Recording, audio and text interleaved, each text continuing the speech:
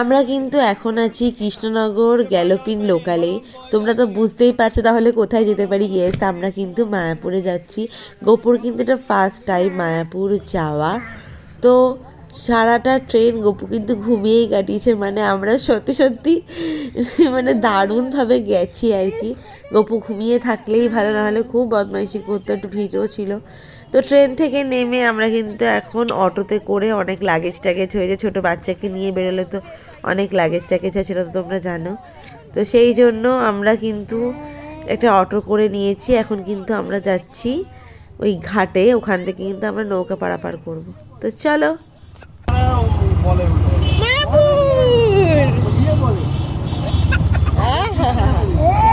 কত মজা করছে দেখো না।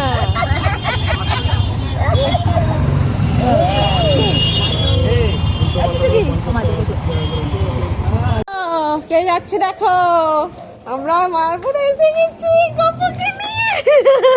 মজা করছে, এত ঘুরতে ভালোবাসে। তোমরা তো দেখেই বুঝতে পারছো গপু কতটা আনন্দ করছে। আর ও কিন্তু এখন একটু বড় হচ্ছে, তো কিন্তু নিজে নিজে হাঁটতে বেশি পছন্দ করে।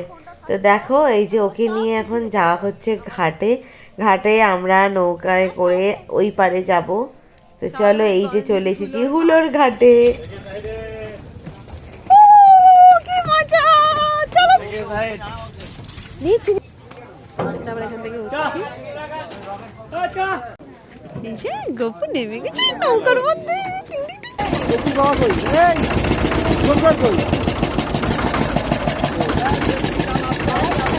আচ্ছা আচ্ছা, ওখানে সরে যা, ওখানে সরে যা।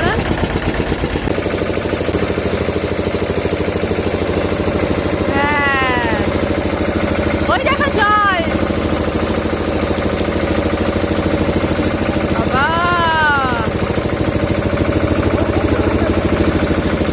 এই দেখো, রাধে রাধে।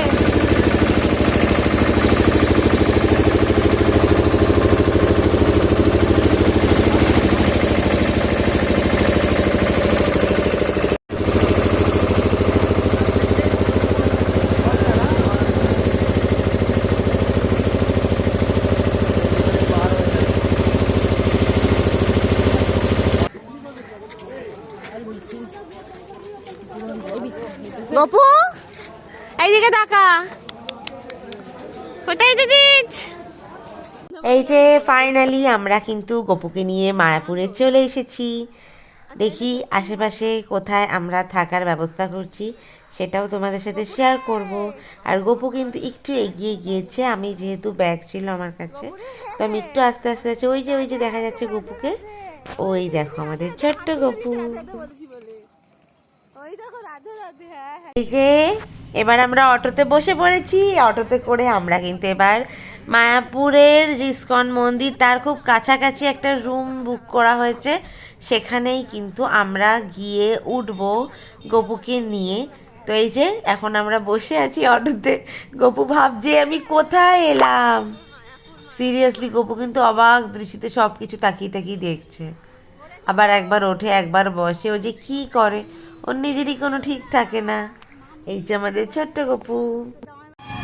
আমরা এখানটায় থাকবো। ওই যে দেখা যায় ইস্কন মন্দির, তোমরা দেখতে পাচ্ছ কিনা জানি না, ওই তো দেখা যাচ্ছে ইস্কনের মন্দির। এর একদম কাছেই কিন্তু আমরা রুমটা পেয়ে গিয়েছি। চলো যাবো, আমরা রুমে চলে এসেছি।